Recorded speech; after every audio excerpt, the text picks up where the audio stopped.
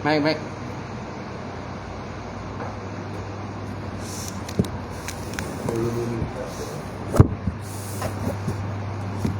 Oh, jawab lah aku jadi.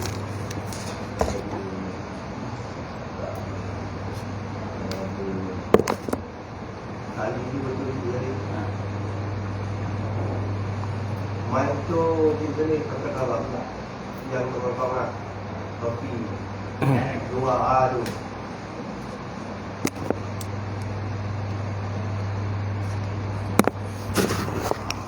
Baik. Baik, kita mulakan kuliah pada pagi ini dengan kita sama-sama baca buku kitab.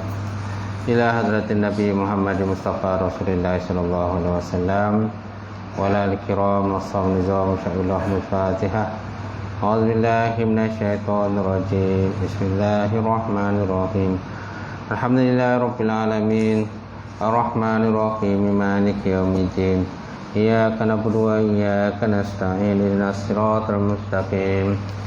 Siratal ladzina an'amta 'alaihim ghairil maghdubi 'alaihim waladdallin. Amin.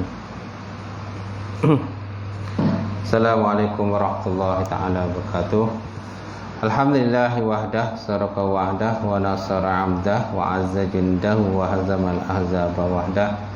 Asyhadu an la ilaha illallah wahdahu la syarikalah, wa asyhadu anna Muhammadan 'abduhu wa rasuluh. Allahumma salli wa sallim ala Sayyidina wa nabina wa habibina wa maulana Muhammad imamil muttaqin wa qadadul mujahidin wa ala alihi wa sahbihi wa man da'a bi da'watihi wa sanna bi sunnatihi ila yaumiddin. Rabbi israh li sadri wa yassir li amri wa hlul 'uqdatam min lisani yafqahu qawli. Subhanaka la ilma lana illa ma 'allamtana innaka antal alimul hakim. Wala haula wala quwwata illa billahil aliyyil azim. Qala Allah Subhanahu wa ta'ala fil Qur'anil Karim, a'udzu billahi minasyaitonir rajim. Bismillahirrahmanirrahim. Wasari'u ila maghfiratin min rabbikum wa jannatin arduhas samawati wal ardu uiddat lil muttaqin. Yang bermaksud adalah bersegera kepada oleh kamu menuju kepada keampunan Allah Subhanahu wa taala dan syurga yang luas di antara langit dengan bumi yang disediakan kepada orang-orang yang bertakwa.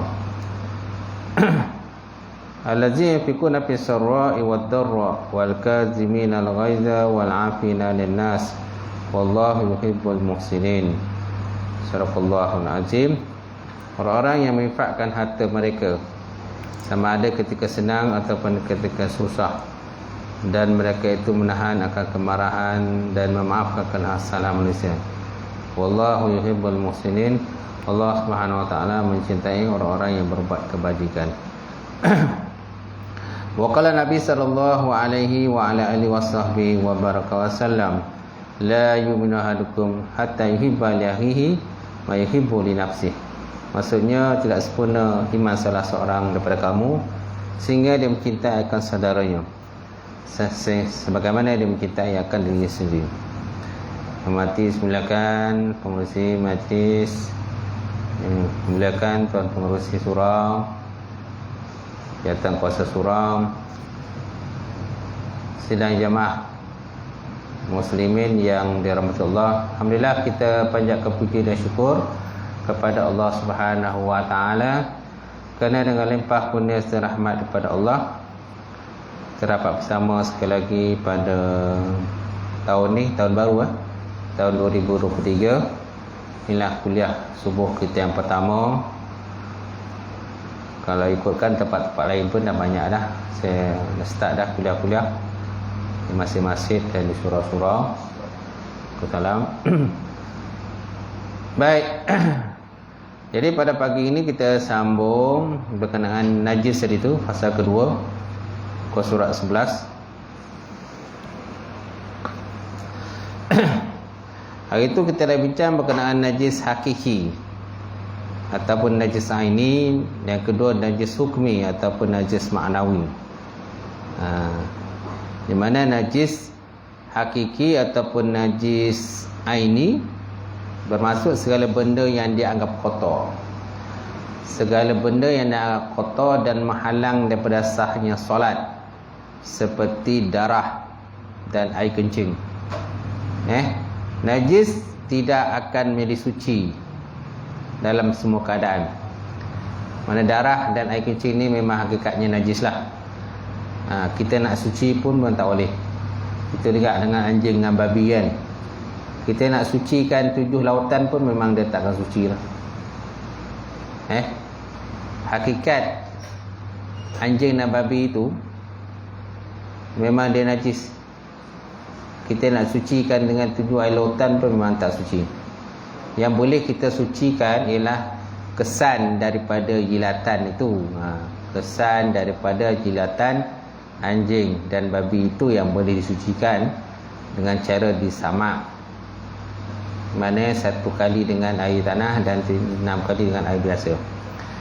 Kemudian yang kedua, najis hukmi ataupun najis maknawi. Bermaksud sesuatu yang dianggap ada pada tubuh, anggota tubuh manusia yang menghalang sahnya solat. Najis dalam kategori ini ialah segala perkara yang membatalkan wuduk dan mewajibkan mandi.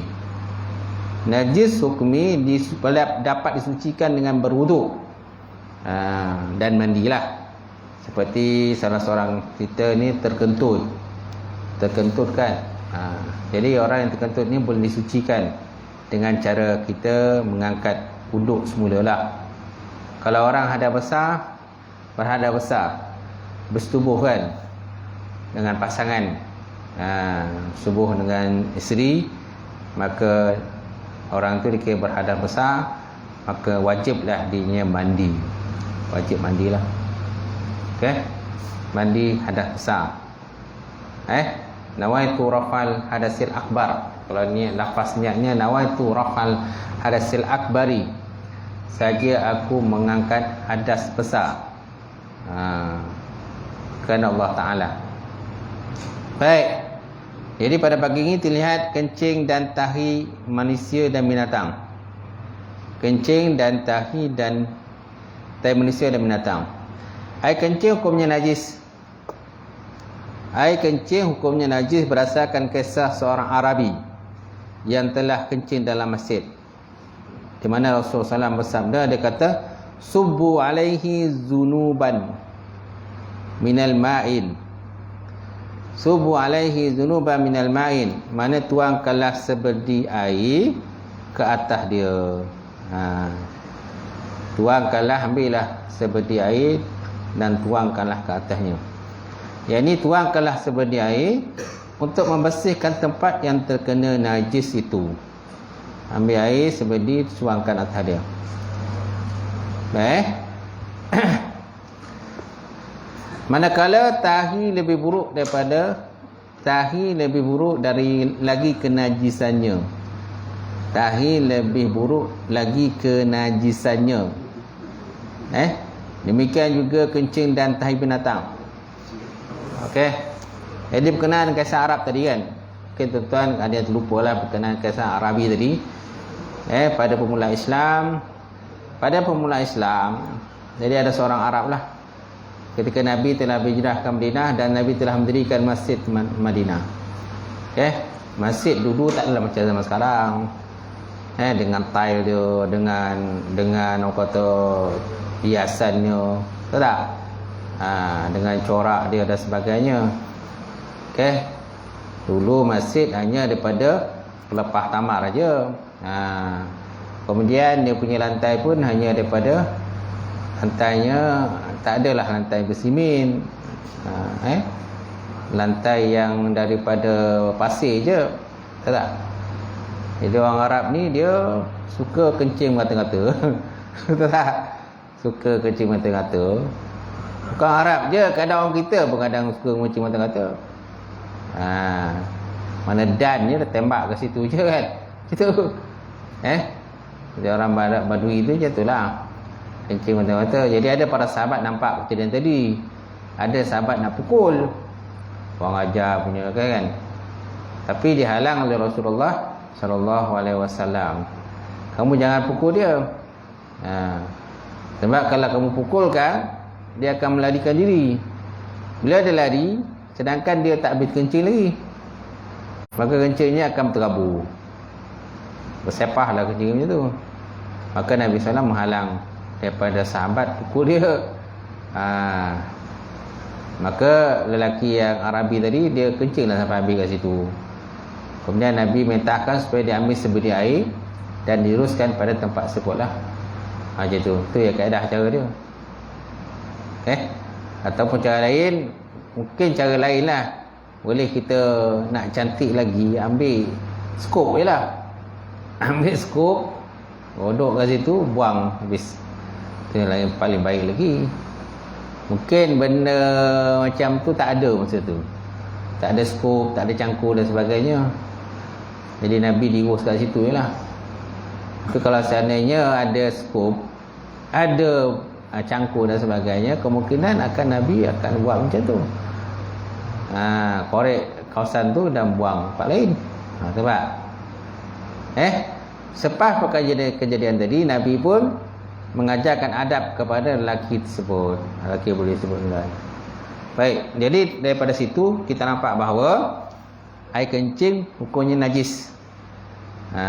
Berdasarkan kisah seorang Arabi yang telah kencing dalam kawasan masjid.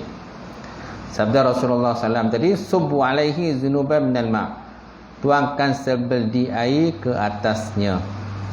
Hadis riwayat Imam Bukhari dan Imam Muslim. Baik. Jadi walaupun kencing ni najis, tapi ada juga manusia ni yang minum air kencing pun ada. Tapi bukan orang Islam lah. Orang non-Muslim ni ada juga kadang. Tak tahulah, mungkin dia nak ambil berkat kat air kencing tu, tak tahu lah. Ada yang mandi kencing pun ada. Tapi bukan jenis Islam lah, jenis agama lain. Minum air kencing, mandi air kencing, air lembu kan, kecil lembu kan. Lepas tu siap taik lembu tu dipugarkan kat badan dia pun ada. Mungkin ubat kuat ke sebagainya, tak tahu. Tapi kita tak ada lah tuan. Masya-Allah pelajaran agama lain, agama Hindu macam tu kan. Baik. Sebab ada agama lain ni yang anggap lembu tu sebagai Tuhan. Dia anggap lembu tu sebagai Tuhan. Jadi dia tak makan daging lembu. Kalau orang bagi, dia makanlah. Baik. Lihat muka surat 12. Jadi tuangkanlah sebadi air untuk membersihkan tempat yang terkena najis. Jadi ini mungkin salah satu kaedah lah untuk membersihkan najis tersebut. Manakala tahi lebih buruk daripada kenajisannya. Kalau tahi lagi teruk lah. Tapi ada lah macam tadi kan, agama lain tadi. Dia pugarkan tahi tu kat badan dia. Okay. Dan tahi pun ada dia punya kegunaan dia. Bukan mana tahi tak ada kegunaan, ada. Tahi lembu kan ada kegunaan dia. Untuk baja. Kan? Hanya tu. Untuk bahan api pun ada. Beberapa tempat. Baik. Demikian juga kencing dan tahi binatang. Jadi penemuan sains menunjukkan bahawa kencing dan tahi mengandungi pelbagai jenis kuman dan penyakit. Nampak? Jadi kencing tahi ni dia ada banyak macam kuman kat situ.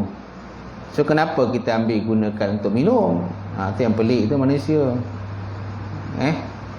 Dia ambil lah benda tu, sepugar kat badan. Dan terdapat sisa perkumuhan yang dinyah oleh tubuh badan. Ada sisa perkumuhan yang dinyahkan dikeluarkan dari tubuh badan. Itu sebabnya kita dilarang sama sekali minum air kencing. Okey? Gunakan untuk badan dan sebagainya. Tai binatang dan sebagainya. Apalagi kalau tai-tai anjing dan babi. Tai pula mughalazah kan. Benda tu mughalazah, najis yang berat. Sebab najis ada 3 pembahagian. Kita ada najis muhaffafah, najis yang ringan. Mughalazah, najis yang berat. Mutawassitah, najis yang sederhana, antara berat dengan ringan. Baik, kemudian manakala air mani manusia pula hukumnya suci. Jadi air mani manusia ini hukumnya suci kerana ia merupakan asal usul daripada kejadian manusia yang dimuliakan. Nampak? Cuma orang yang dah keluar air mani wajib mandi hadas besar. Orang yang dah keluar terpancut kan, air mani ni dia terpancut. Air mazi dia tidak terpancut. Dia ada air mani, air mazi. Okey. Nanti lihat di bawah lah. Air mani ni hukumnya suci. Dia tidak najis. Dan Nabi pernah kata menggunakan kain yang terkena air mani untuk mengerjakan solat. Tapi kena pastikan betul-betul air tu air mani macam tu. Cuma nanti kalau tuan-tuan imam pula orang kata semayang ada pula kesan pula air mani dekat kain tu kan, jadi kecoh belakang tu. Tu jelah. Kan? Apa tu mam tu kata?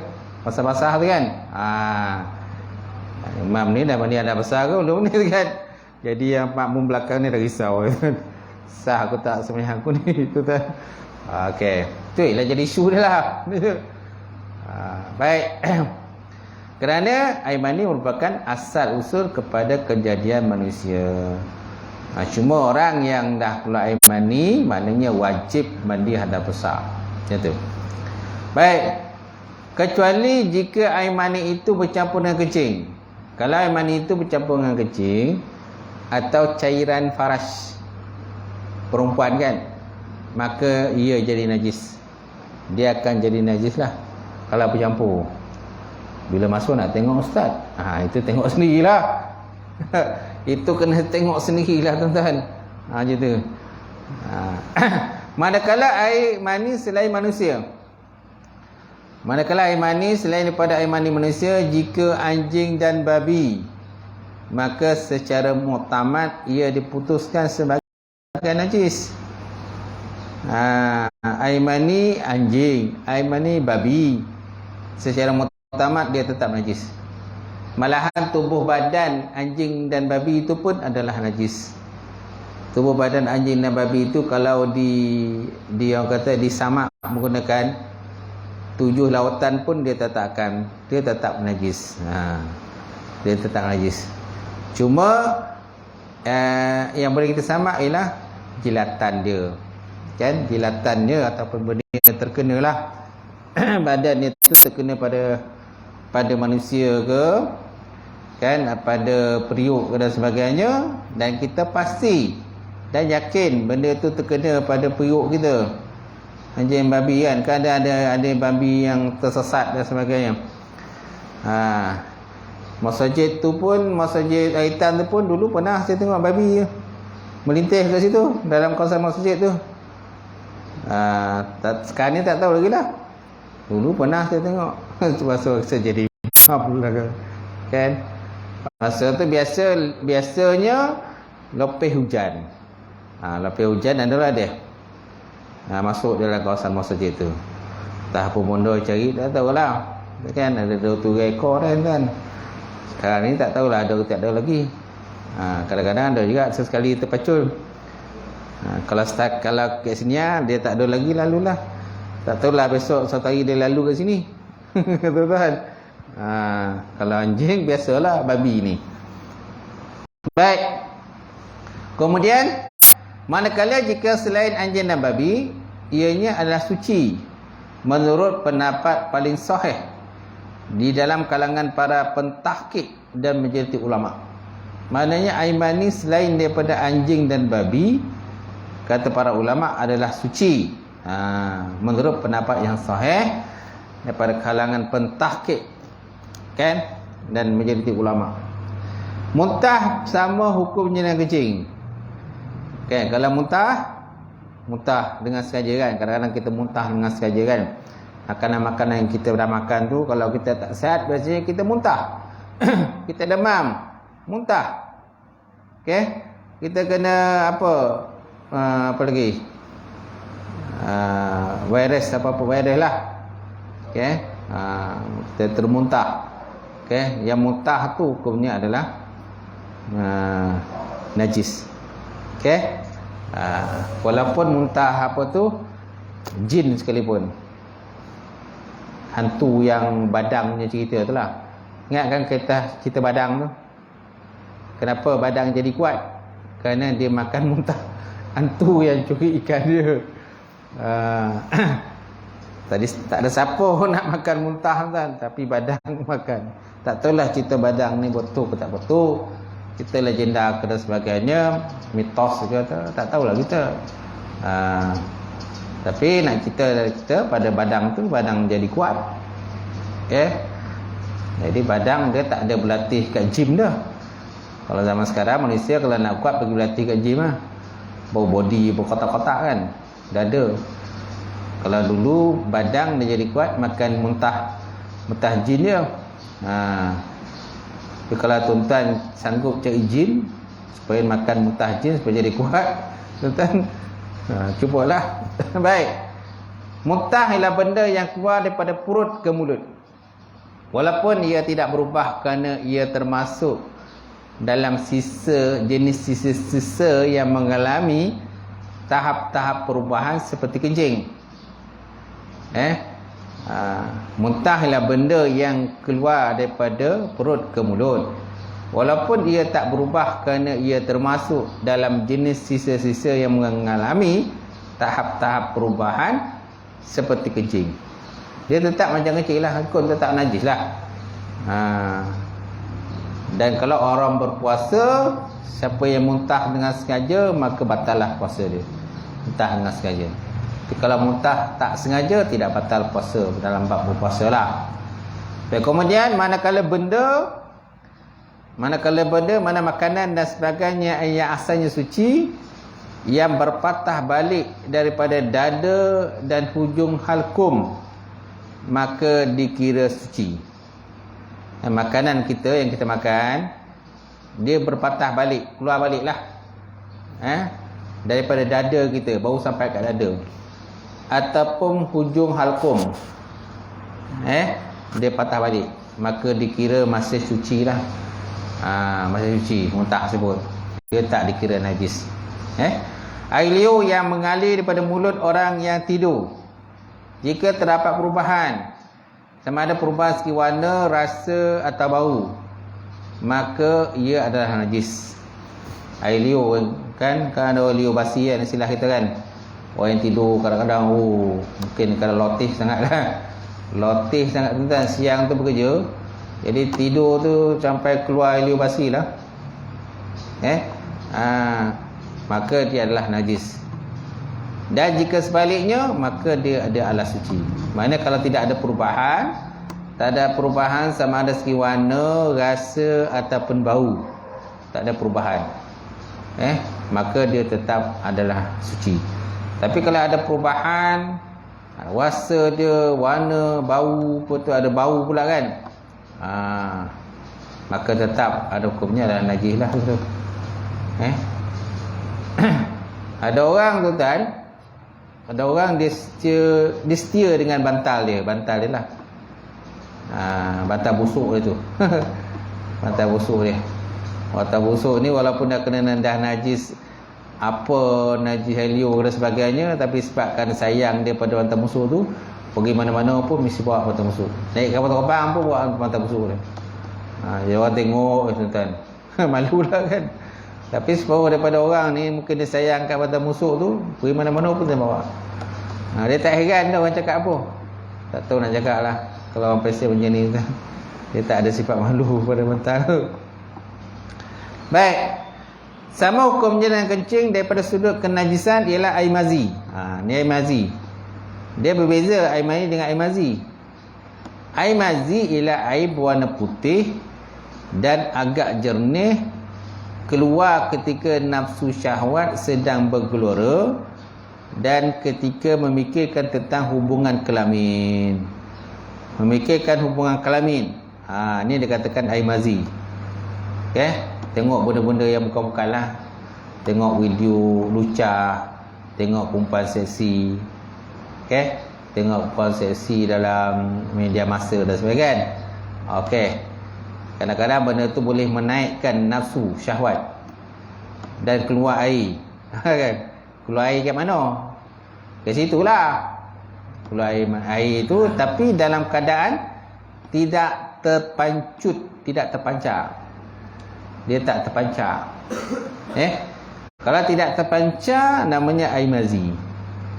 Kalau terpancut maknanya air mani. Air mani. Ada beza tu air mazi dengan air mani tu kan. So jangan salah air pula. Sebab air ni banyak jenis juga kan. Air yang keluar daripada tubuh badan manusia kan, daripada kemaluan lelaki ni pun ada 3 jenis air. Kita ingat satu air kan. Kena ada 3 air. Malahan 4 sebenarnya. Dia ada 4 tu. Pertama, pasal awak nak ambil buana awak ni gimana? Jauh sampai. Sosek ke apa?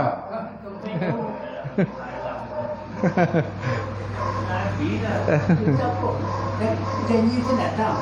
Okey. Baik. Dia yang pertama air kencing. Yang kedua air mani.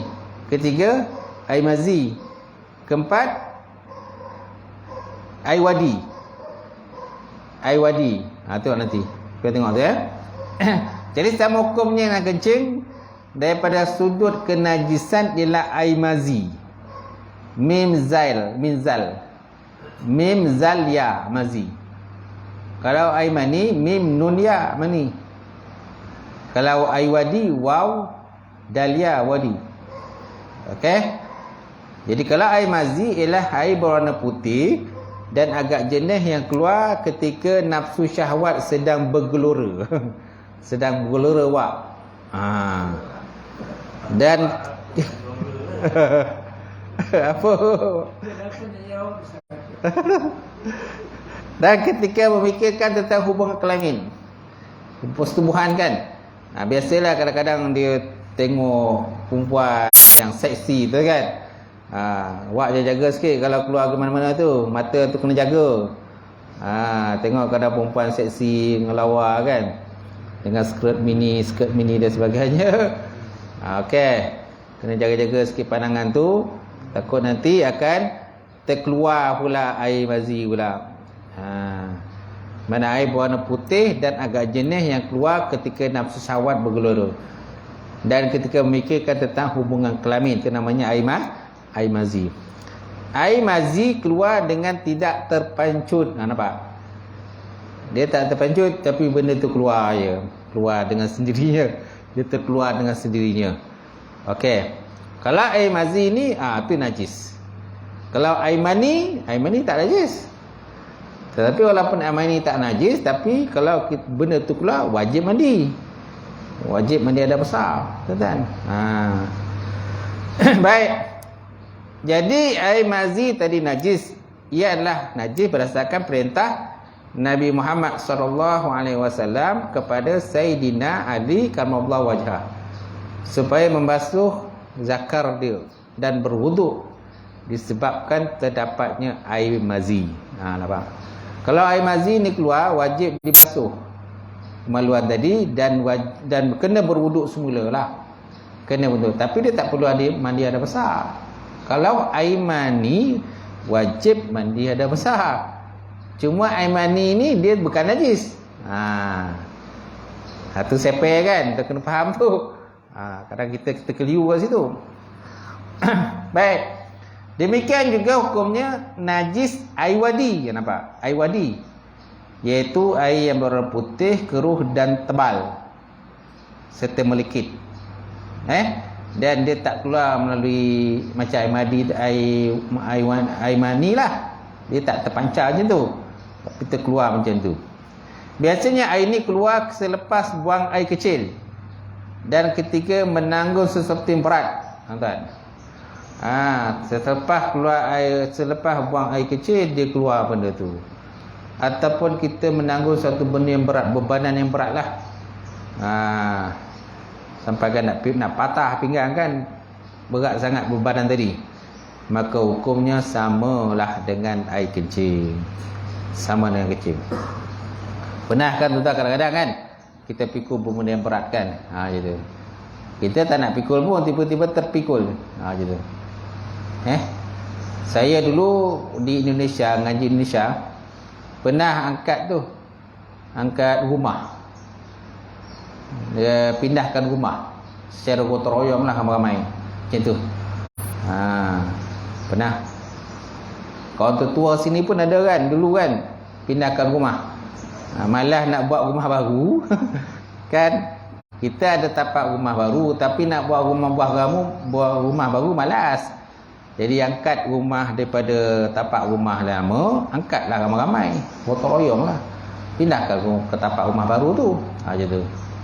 Kalau di Indonesia style tu masih berlaku lagi, masih buat lagi, pindah rumah. Tapi kena ramai lah, paling tidak pun mesti ada 50 orang, 100 orang lah nak angkat. Kalau setakat seorang tak larat nak angkat dah. Patah pinggang kan angkat dia. Dia kena ramai-ramai tuan-tuan. Apalagi kalau tempat yang dipindah tu jauh pula. Kono pula 1 kilometer. Macam mana? Kalau jalan dia cantik, okeylah. Kalau jalan dia berlubang-lubang, tak rata, naik bukit pula lagi, turun bukit pula lagi, nak pindahan lah. Kono pula lalui sawah pula. Itu memang parah lah kan. Itu kena ramai tu, bergeleng-geleng angkat ni.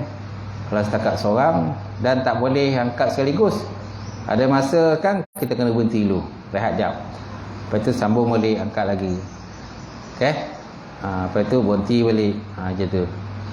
Tapi yang sonoknya bila dah sampai tempat ni. Lepas tu siap makan-makan. Ada bumbu kacang, lauk semua ada tuan. Nasi biryani kan, nasi hujan panas kan. Sonok lah tuan.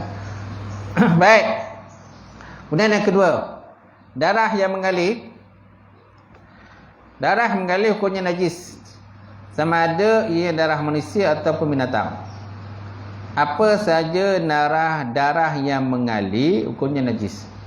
Dia ada darah tak mengalir, ada darah mengalir. Macam darah nyamuk, dia tak mengalir. Darah nyamuk kan, dia binatang yang sekecil, darah tak mengalir. Kalau benda-benda besar-besar ni, biasanya darahnya mengalir. Sama ada darah manusia ataupun binatang. Ini berdasarkan firman Allah Subhanahu wa taala dalam Quran, "Qul la ajidu fi ma huwa ilayya muharraman ala ta'imin yat'amuhu illa yakuna maitatan aw daman masfuha aw lahmal khinzir fa innahu rijsun aw fisqan uhilla li ghairillahi bihi." Maksudnya, katakanlah olehmu ya Muhammad, aku tidak dapati dalam apa yang telah diwahyukan kepadaku sesuatu yang diharamkan bagi orang yang hendak memakannya, melainkan kalau benda itu bangkai atau darah yang mengalir atau daging babi, kerana sesungguhnya ia adalah kotor, atau sesuatu yang dilakukan secara fasik, iaitu binatang yang disembelih atas nama yang selain daripada Allah Subhanahu wa ta'ala. Maka itu semuanya adalah najis. Pakai lain-lain itu adalah tidak najis. Baik. Ini juga kerana darah adalah mirip kepada seperti kencing. Darah adalah mirip seperti kencing yang mengandungi pelbagai jenis kuman. Nampak? Darah ni pun sebenarnya ada kuman lah. Dia ada kuman darah. Tapi kalau segi mata kasar, nampak darah ni merah lah, tak ada benda pun. Tapi sebenarnya ada kuman, dah ada kuman yang berbahaya. Bila ada kuman berbahaya tu yang kadang-kadang kita demam, sakit perut, cerai-berat, muntah-muntah dan sebagainya. Sebab apa? Sebab ada kuman dalam darah. Kan biasa kadang-kadang doktor kata ada kuman dalam darah kita. Baik. Manakala darah yang sedikit, jika bukan yang tersisa pada daging, maka hukumnya adalah najis. Akan tetapi ia adalah najis yang dimaafkan. Dia ada najis yang dimaafkan, mafu'anhu. Dan ada najis ghairu mafu'anhu, yang tidak dimaafkan. Macam kata najis-najis yang macam tadi, darah yang sedikit saja maka dimaafkan. Tapi kalau darah tu kalau mengalir banyak, maka najis. Kalau kita nak solat, maka kita kena bersihkan darah tersebut, ataupun mungkin kita pakailah plaster ke apa dan sebagainya supaya darah tu tidak mengalir. Begitu juga ada darah yang terdapat pada gigi kita. Gusi kita berdarah. Tengah solat, kita rasa gusi kita berdarah. Maka darah itu dikira najis. Darah itu dikira najis. Maka kenalah kita bersihkan dululah. Kalau darah itu masih mengalir, ambillah apa sesuatu, kapas dan sebagainya, letakkan pada tempat tersebut, pada gigi itu, supaya jangan lagi berdarah. Kalau tidak kan maka kena najis. Macam tu. Tengok semula. Ini juga kerana darah adalah mirip seperti kencing yang mengandungi pelbagai jenis kuman, sisa buangan tubuh dan pelbagai penyakit yang ada pada darah. Yang kadang-kadang kita tak perasan lah. Macam tu. Sebabnya kadang-kadang kita demam. Doktor bagi alasan, dia kata ada kuman dalam darah. Manakala darah yang sedikit, jika bukan yang tersisa pada daging, maka hukumnya najis, tetapi najis yang dimaafkan. Sebab benda tu sikit lah, tak banyak. Kalau banyak, maka tidak sahlah solat kita. Lah kita solat, maka kita dikira najis. Maka nalah kita bersihkan darah tersebut dan menghentikan pengaliran darah. Buatlah macam mana supaya darah terberhentilah. Gitu. Baik, kemudian dikecualikan daripada najis darah ialah hati dan limpa. Hati dan limpa yang kedua-duanya berasal daripada darah yang beku. Hati limpa yang kita suka makan kan. Hati dan limpa binatang, lembu ke, kambing ke, ataupun ayam kan. Kan kadang-kadang kita ni kan suka makan hati ayam. Jadi asalnya hati ayam ni daripada darah asalnya. Mana darah yang beku, yang akhirnya menjadi dua organ tersendiri kepada tubuh manusia. Ini berdasarkan sabda Rasulullah sallallahu alaihi wasallam, "Uhillat lakum maitatani wa damani. Fa amma maitatani fal hut wal jarad, wa amma dimani fal kabid wal tuhal." Fal kabid wal tuhal. Dihalalkan pada kamu dua jenis bangkai dan dua jenis darah. Adapun dua jenis bangkai ialah bangkai ikan dan belalang. Bangkai ikan dan belalang, maka halal lah kita makan. Tapi kalau ada orang kata dah busuk tu, memang jangan makanlah, sebab boleh mudarat pada kita. Kalau ikan, kalau dah busuk, siapa nak makan? Tak ada siapa nak makan kan. Walaupun dari segi hukumnya adalah halal, dia tidak najis. Tapi dari segi disebabkan kita meluat, kita nak tengok benda tu, dan mungkin kadang kita mungkin boleh muntah, nak makan ikan yang kalau dah busuk tu, siapa nak makan? Itu maka ditegahlah kita daripada makan. Manakala dua jenis darah ialah hati dan limpa. Hati dan limpa. Dan kalau kita memang suka pula makan, hati dan limpa binatang lah. Maksud hati dan limpa binatang ni, hati dan limpa binatang yang halal dimakan. Binatang yang halal dimakan. Tapi kalau binatang tu tak disembelih secara syarak, hati dan limpanya tak najis, tak boleh. Malah binatang tu pun najis, tak boleh makan. Dah kira bangkai lah. Jadi syaratnya hati dan limpa tu mestilah binatang tu telah pun disembelih secara syarak. Macam mana sembelih secara syarak? Maknanya putuslah dia punya urat tu. Urat hakum dia, saluran pernafasan dia putus, saluran makanan dia putus. Dia ada dua saluran yang wajib kita putuskan kan, iaitu saluran makanan dan juga saluran pernafasan. Dua urat ni wajib diputuskan. Ada lagi dua urat yang digalakkan putus, iaitulah urat maris. Urat maris tu yang berada di samping dia lah. Tapi yang di tengah ini itulah saluran pernafasan dan juga saluran makanan dia, makanan minuman lah. Makanan minuman biasa sekali lah gitu. Dan juga binatang tu bernafas kat situ kan, maka wajiblah kita putuskan. Kalau tak putus, maka tidak halal lah kita makan, maka dia kira najis. Bila kira najis, maka Hati dan lipa pun kena najis. Daging pun najis jugalah. Macam tu. Baik. Kemudian sama hukumnya darah daripada sudut kenajisan ialah nanah. Nanah adalah najis. Nanah adalah najis. Demikian juga air biasa, mana air kuman dikena najis jika terjadi perubahan padanya, sama ada sekira warna, rasa ataupun bau.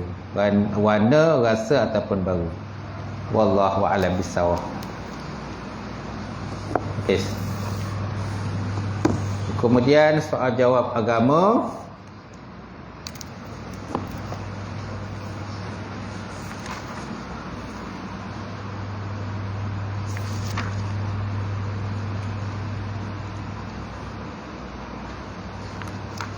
Muka surat 88, tak silap saya lah. Hari itu kita dah lihat faedah pelajar tasawuf, tajuk pembahasan tasawuf, matlamat pelajar tasawuf, tujuan sebenar tasawuf 87, sekarang 88. Okey, apakah sumber rujukan tasawuf? Apa sumber rujukan kita? Nak jadi orang tasawuf kan? Orang sufi ni mesti berdasarkan kepada sumber Quran dan sunnah Rasulullah sallallahu alaihi wasallam. Jadi apakah sumber rujukan tasawuf? Soalan 10. Ilmu tasawuf pada peringkat awal kemunculannya merupakan akhlak agama. Oleh itu secara tidak langsung sumbernya adalah Islam. Daripada Islam. Ia merujuk pada Quran dan sunnah dan juga hal keadaan para sahabat serta kata-kata para sahabat.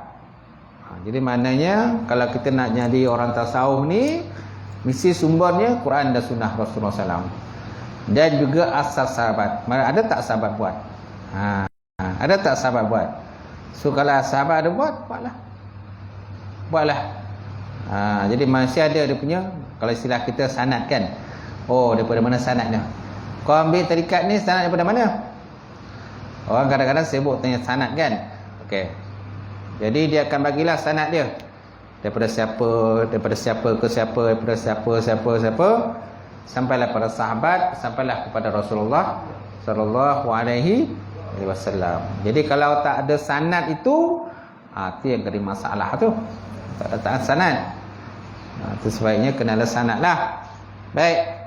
Memandangkan para sahabat tidak melakukan sesuatu melainkan mengikut petunjuk Quran dan as-sunnah, maka sumber asasi bagi tasawuf sebenarnya kembali kepada Quran dan sunnah Rasulullah sallallahu alaihi wasallam. Dia mesti kembali pada Quran dan sunnah Rasulullah sallallahu alaihi wasallam.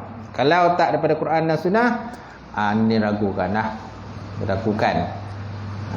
Kecuali kalau seandainya para ulama sepakat menyatakan dibolehkan, tu lain.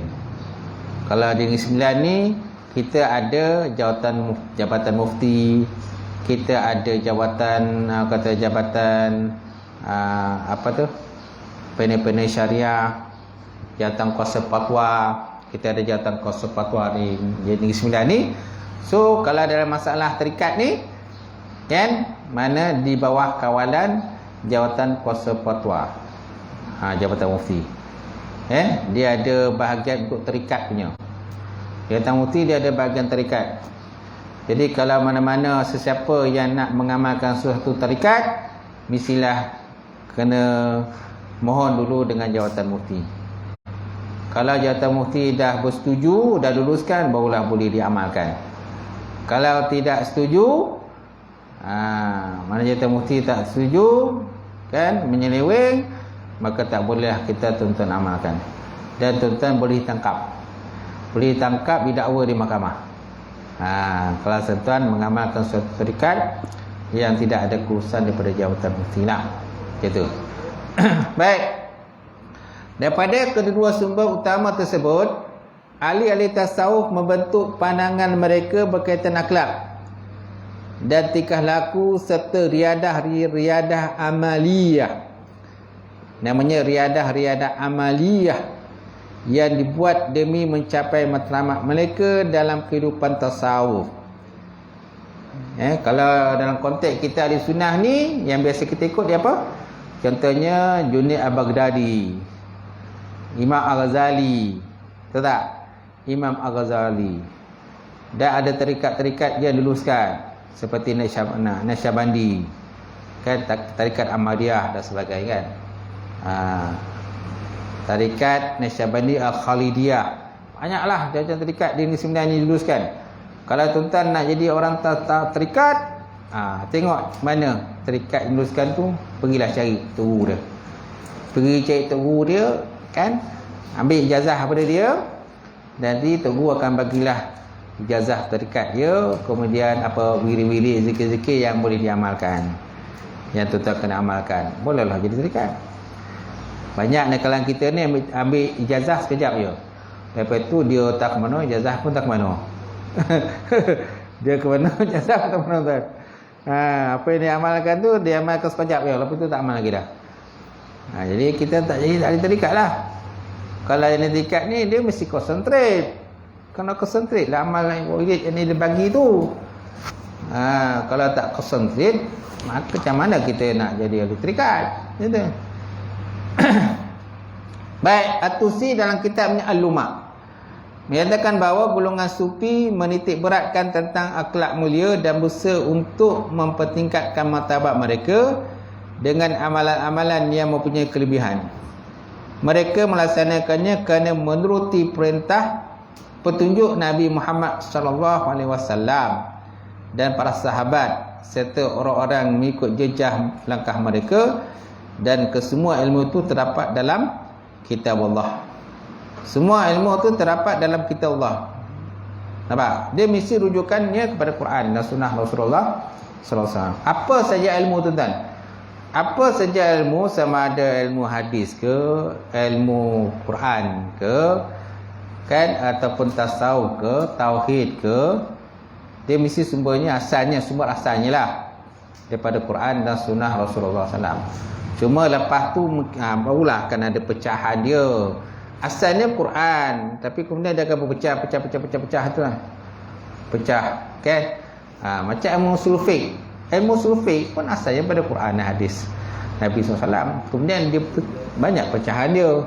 Pecah pembagian hadis, kan? Kemudian berkenaan dengan fatwa, berkenaan dengan ijma' ulama, pembagian ijma', macam-macam lah. Kalau tuan-tuan mengaji kitab usul fiqh, saya pernah mengajar kitab usul fiqh, tebal ni pernah mengajar tu. Macam-macam pembahagian dalam itu. Hadis sahih, hadis ghairus, hadis hasan, hadis dhaif, hadis hasan li ghairi, hasan li zati, okey, hadis ahad, hadis marfu', hadis mu'an'an. Itu pembahagian hadis itu. Itu pembahagian hadis dia, belum pembahagian benda-benda lain lagi. Wajib pun ada banyak pembahagian wajib. Kan, dia ada wajib aini, wajib kifai. Nampak? Kemudian ada orang kata sunat. Ada pembahagian sunat pula. Okey. Makruh, ada makruh tahrim, ada makruh tanzih. Walaupun pada asalnya makruh je, tapi dia ada pecahan dia lagi. Macam tu. Ijma', ada ijma' ulama, ada ijma' sukuti. Banyak pembagian ijma' pula. Okey. Kalau kita mengaji kitab usul fiqh lah, macam tu. Baik. Berdasarkan analisa tentang teori tasawuf, seorang ahli tasawuf melalui satu jalan untuk menuju Allah Ta'ala hendaklah berdasarkan dengan melakukan mujahadah diri. Nampak? Kalau kita nak aji tasawuf ni, mesti ada mujahadah diri. Mujahadah ni maknanya bersungguh-sungguh melawan hawa nafsu kita. Itu dah katakan mujahadah diri. Nafsu kita kena sentiasa dikawal. Kalau orang ahli tasawuf tapi tak kawal nafsu, memang tak jadi tasawuf saja, kan? Nak jadi tasawuf ni kena kawal nafsu, kena kurangkan makan, kena kurangkan berhibur, kena kurangkan benda, tengok benda-benda lara, benda-benda maksiat ni kena kurangkan. Orang tasawuf ni lebih, orang kata dia kurang bercakap. Kalau banyak cakap ni, asyik orang kata buat jok kan, buat kelakar je, macam mana dia tasawuf? Orang tasawuf dia senyap, kita tak nak cakap pun. Ini orang kata kalau bergerak tu suara dia dengar. Suara dia tengok. Suara lain tak dengar dia. Tenggelam suara lain kan. Ini tak jadi tasawuf kan. Lepas tu kuat pula ngokok lagi. Sehari ngokok, saya rasa dalam 10 kotak kan ada ngokok. Macam mana tadi tasawuf? Dengan wave lagi kan. Dengan wave lagi, ngokok lagi kan. Macam ngokok, macam mana nak ditasawuf? Tuan-tuan. Lepas tu suka tengok benda-benda lara yang bukan-bukan. Macam mana tasawuf? Tak dapat tasawuf dah. Tasawuf ni kena jaga mata, perut kena jaga, telinga kena jaga, semua nak kena jaga tuan-tuan. Malahan separuh tarikat tu pula tuan-tuan, dia ada hari tertentu tu bersuluk namanya. Bersuluk. Macam Dr. Jahid kan, dia ada tempat suluknya di Kuala Pilah tu. Di tebing tinggi tu ada satu tempatnya, Al-Manarah tu kan. Situ dia tempat dia suluk. Biasanya kalau siapa nak suluk tu, tapi kena ambil ijazah dulu lah. Ijazah dulu. Contohnya suluk selama 10 hari. Bersuluk selama 10 hari. Bila bersuluk ni, dia tak boleh keluar dari tempat suluk. Tak boleh suka-suka nak balik rumah, tak boleh. Dia kena duduk dalam tempat lah, dalam bilik khas lah. Bilik khas. Dia kena duduk dalam tu lah, berzikir semua. Kalau separuh daripada ahli tarikat ni, kalau nak keluar tu, kalau dia tanah tempoh suluk, kalau dia nak keluar, dia kena tutup macam ni. Dia kena bertutup kerubung macam tu lah. Kalau dia nak keluar dari tempat suluk, dia nak pergi kencing ke dan sebagainya, nak buang air ke, kan, dia kena tutup dia punya kepala tu. Macam tu. Separuh tempat lah suruh tarikat ni. Baru boleh jadi suluk, tuan. Dan dia kena habiskan, contohnya satu hari berapa kali dia kena baca wirid tadilah yang dia bagi tu. Contohnya 50,000, kena 50,000 lah kena baca. Kata 100,000 lah dia kena habiskan wirid sebut. Contohnya Qul Huwallahu Ahad, satu hari kena baca 10,000. Bacalah 10,000. Kalau lagat bacalah. Kadang-kadang ini cabaran besar lah untuk orang yang jadi tarikat ni. Apa dia kena ada mujahadah diri, lawan hawa nafsu dia. Baik. Dan seterusnya melalui beberapa peringkat yang dikenali sebagai makam. Dan hal tersebut berakhir dengan makrifat terhadap Allah Ta'ala yang merupakan penghujung jalan. Makrifat mana mengenal Allah Ta'ala. Kalau istilah lain kepada makrifat, definisinya al-jazmu mutabikun bil waqi' ma'a dalil. Jazam yang bertepatan dengan waqi', mana realitinya, bidali dengan dalil. Sesuatu benda yang dia jazam yang bertepatan dengan waqi' ke realitinya berserta dengan hujah ataupun dalil. Itu dikatakan sebagai makrifat. Baik, makam yang disebut di sini ialah makam hamba terhadap di hadapan Allah Ta'ala, terhadap ibadah, mujahadah, riadah. Riadah mana latihan. Riadah mana latihan dilakukan. Contoh makam di sisi mereka ialah seperti makam taubat. Dia ada makam taubat. Okey. Kemudian makam zuhud, makam wara, makam tawakal dan sebagainya. Itu ada banyak makam-makam lah, makam tertentu. Makam maknanya derajat, kedudukan-kedudukan yang mesti dilalui oleh orang-orang yang ahli tasawuf. Baik, kemudian sementara hal pula ialah apa yang terletak di hati daripada kejenihan dan kesucian ingatan. Itu dikatakan sebagai halun, hal. Sementara hal, dia kata apa yang terletak di hati daripada kejenihan dan kesucian ingatan. Hal pun ada, istilah hal pun digunakan dalam ilmu tauhid. Dalam ilmu tauhid dia ada satu istilah namanya halun.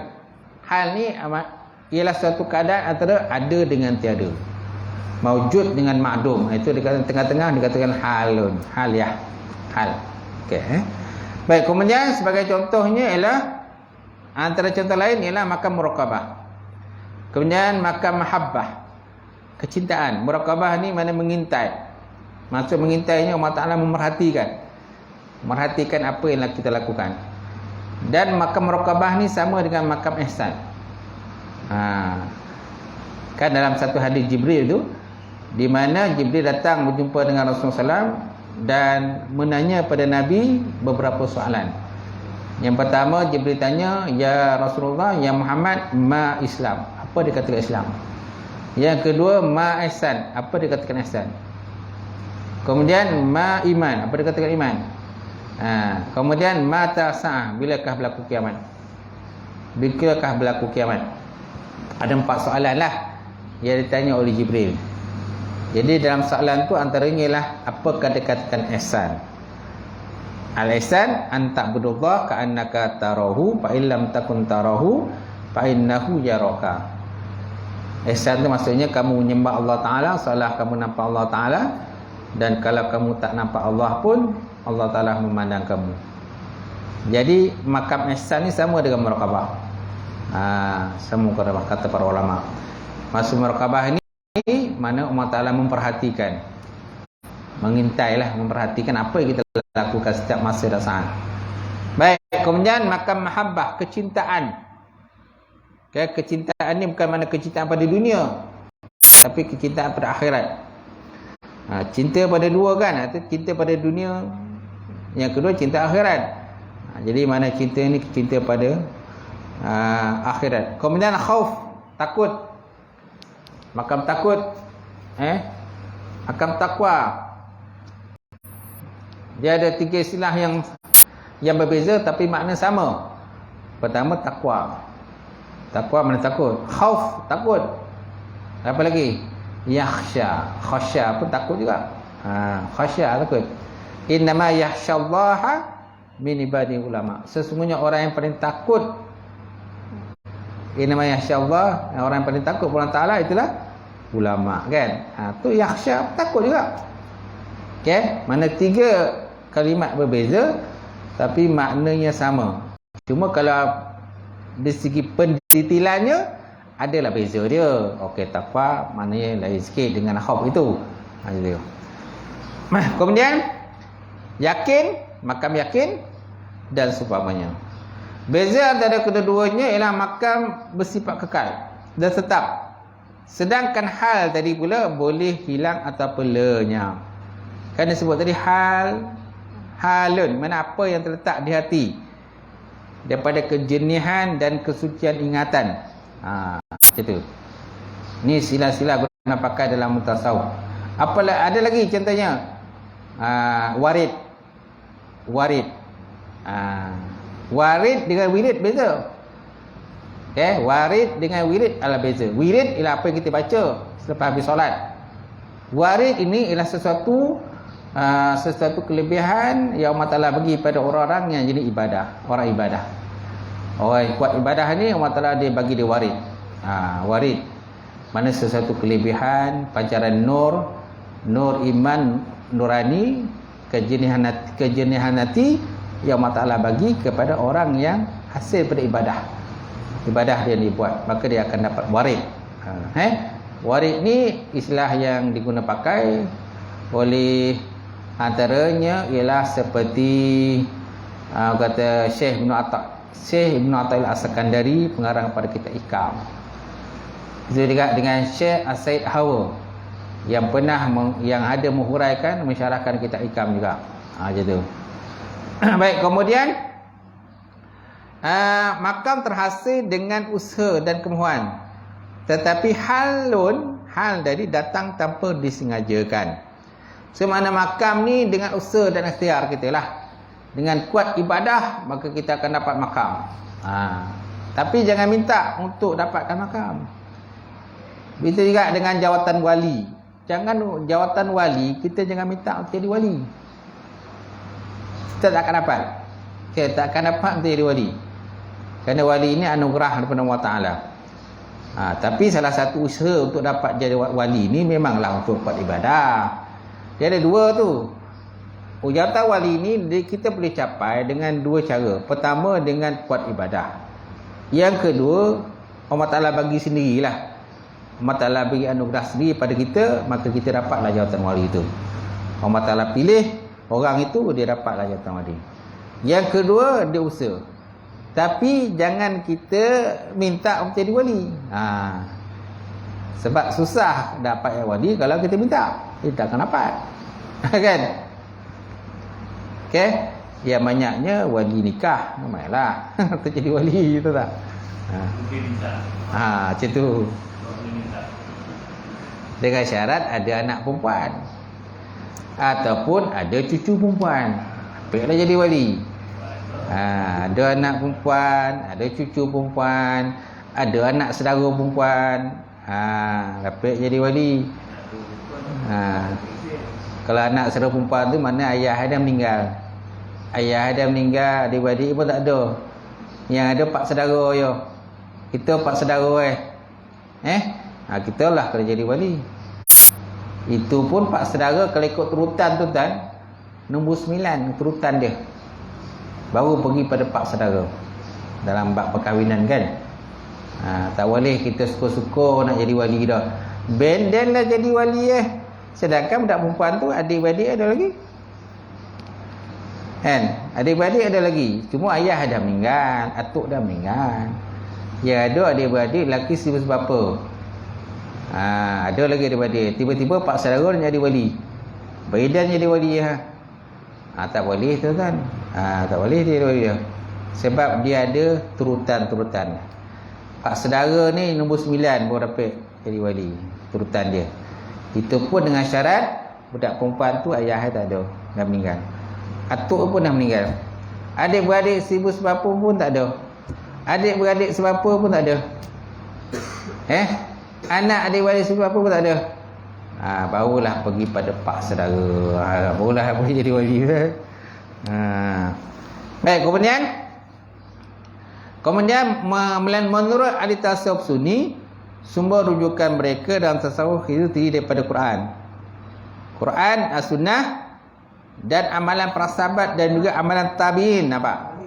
Mana amalan tabi'in juga tuan-tuan boleh dijadikan sebagai sumber dalam tasawuf. Jangan kita kata dalam Quran hadis tak ada ni. Mana kau amalkan ni? Dalam Quran hadis pun tak ada pun. Mana di sahih? Tak ada pun. Dia tak fikir benda tu pernah diamalkan oleh sahabat ataupun tabi'in pernah amalkan.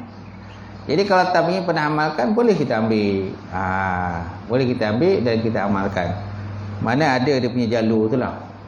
Ada dia punya rangkaian-rangkaian tu sampailah pada tabi'in. Dan tabi'in pun asalnya ambil juga daripada Rasulullah SAW. Macam tu. Itu amalan tasawuf. Baik. Kemudian nombor 11, apakah sumber penghayatan tarbiyah kerohanian? Wallahu a'lam bishawab. Sampai itulah tentang perbincangan kita, perkongsian kita pada pagi ini. Saya buka soalan, kalau ada soalan sebelum saya tutup, ada. Ustaz, saya nak tanya orang tadi pasal hati tadi. Halal ke halal makan hati ayam berapa? Halal? Halal daripada darah tadi. Ya, daripada darah lah. Kita kan sebut dalam kitab fiqh tadi, nyata hati dah limpa lah. Hati dah limpa, dia asalnya pada darah beku. Maka halal dimakan. Tapi dengan syarat ayam tu memang dah semula secara halal. Kalau ayam tu tak semula secara halal, jadi main tebuk-tebuk macam tu je. Tahu tak? Jadi hati dah limpa pun tetap haram lah dimakan. Tak boleh lah kita makan. Macam tu. Ya?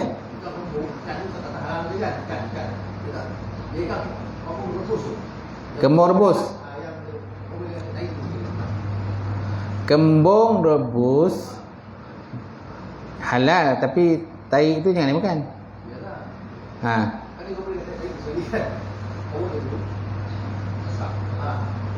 Digoreng ke apa? Masa dia apa itu kan sekali dengan dia punya tai tu.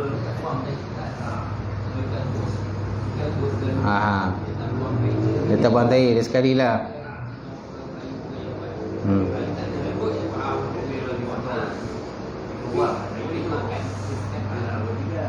Halal lah. Halal dimakan, tapi dengan syarat jangan makan tai itu. Tai itu tetap najis. Tai itu tetap najis, kan? Tapi ikan tu tetap boleh dimakan.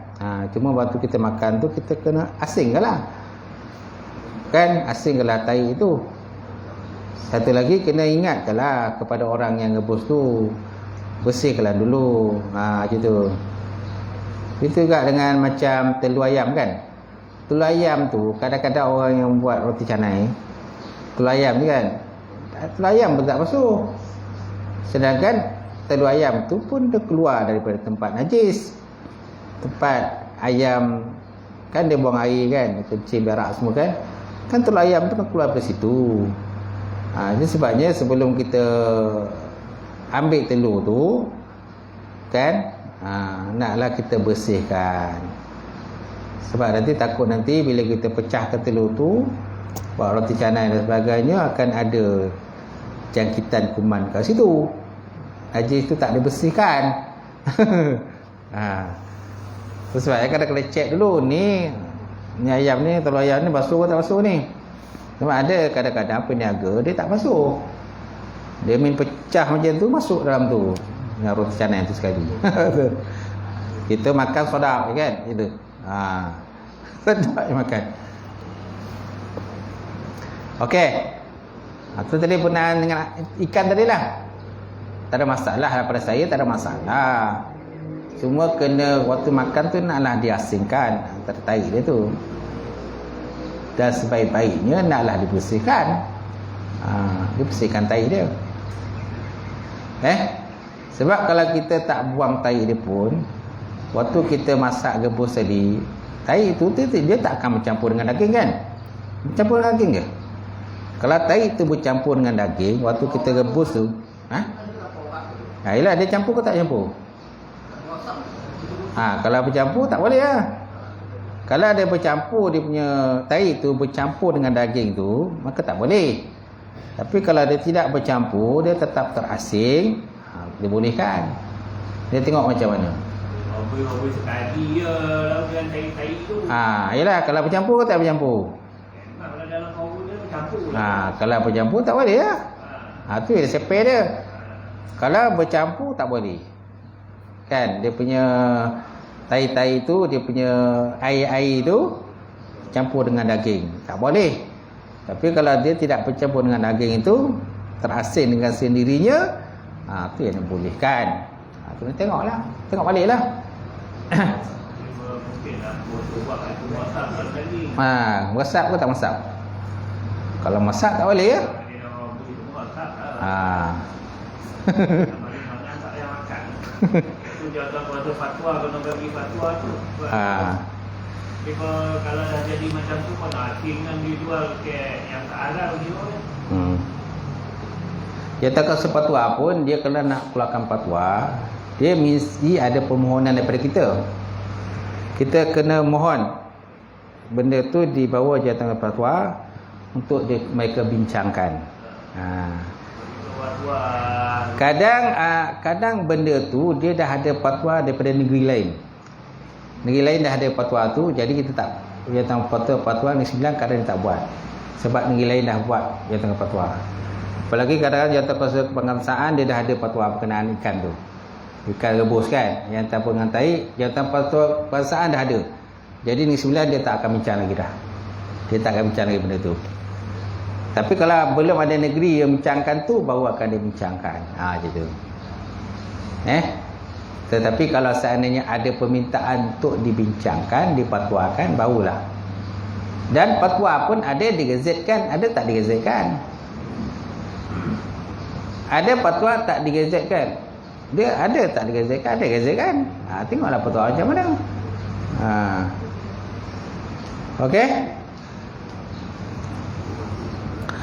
Tu tadilah, dia bercampur tak bercampur. Kalau bercampur tak boleh. Kalau tak bercampur, sebab saya biasanya kalau makan yang rebus-rebus ni, biasa rumah dia buang tai tu. Rumah buang lah tai dia. Dia tak akan campur kan. Kalau kita buat, ini yang dah ada di kodai tu. Dah kodai tu tak payahlah. Dia sepel je ni lah. Kalau kita ragu-ragu, kan hadis sebut, da' ma yaribuka ila ma la yaribuka. Tinggalkan benda yang ragu pada yang tak ragu. Kaedah dia kan. Kalau kita rasa ragu-ragu, tak yakin, so tinggalkan. Kalau yakin, makanlah. Tak, makanlah. Tidak kalau makan kedai mamak kan. Kedai mamak kan. Kalau yakin, makanlah. Kalau tak yakin, tak payah makan. Sebab mamak pun kadang dia tak ada sijil halal. Mana ada? Berapa je yang ada sijil halal. Berapa kedai mamak je ada sijil halal. Yang lain semua tak ada. Anda Ustaz. Ya? Kodai pono yang Ya. tidak memaksa kan. Nampak ada macam-macam kan Quran. Tapi sebenarnya tak ada sijil halal pun. Dia ada kedai-kedai tertentu je yang ada sijil halal. Di Seremban tu kata silap mesti pelita kan. Kedai pelita tu yang nasi kandar tu. Dia ada sijil halal. Dia ada. Gitu. Kalau negeri tu tak ada. Itu terus negeri mamak ke? Tak. Tak yang kapal yang paling lama kali dari sekolah dulu. Kapal apa?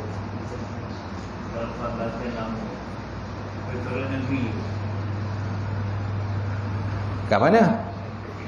Tapi saya ke Kem Plaza kalau pas sikit tu. Kem Plaza. Kan ada kerapan ke restoran negeri tu. Jabatan agama selalu boleh nasi biryani di situ. Itu tak tahulah. Tak tahu lah. Memang restoran tu dah lama dari dulu. Tapi dulu tak tahu lah. Masa dia apa dulu fikir halal ni dah ada apa baru. Kita tutup ya. Tutup dah. Pengurusi dah risau dah. Dia dah risau. Auzubillahi minasyaitonir bismillahirrahmanirrahim. Alhamdulillah wassalatu wassalamu ala asyrafil mursalin wa ala alihi washabihi ajmain. Allahumma zidna ilman nafi'a wa yaqinan shadiqan ma'al mutaqabbal azkan halalan barakatan katsiran. Wasiyana fatai alim wa lana qulubana bi nuri ma'rifatika wa ta'ala ta'arifin. Allahumma faqihna fid din, Allahumma faqihna fid din. Allahumma ja'al hadza jamal marhuma wa tafarraqna min ba'di tafarruqan ma'suma. Rabbana atina fid dunya hasanah wa fil akhirati hasanah wa qina azabannar. Subhana rabbika rabbil izzati amma yasifun wa salamun alal mursalin. Alhamdulillahi rabbil alamin. Untuk kalau dalam balik sebelum biasa dia tuan-tuan hidup kat depan dia kata baju biasa